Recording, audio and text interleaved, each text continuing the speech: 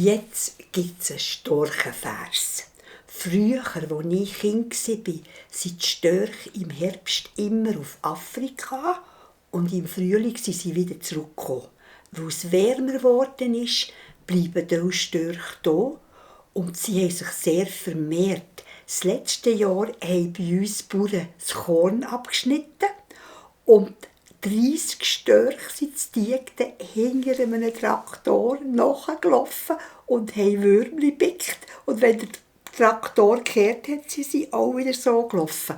Also, wenn ihr Glück habt, kann man wirklich jetzt Störche sehen. Und Störche haben im Frühling auch Junge. Und die Geschichte oder das Versli von diesem Storch geht so.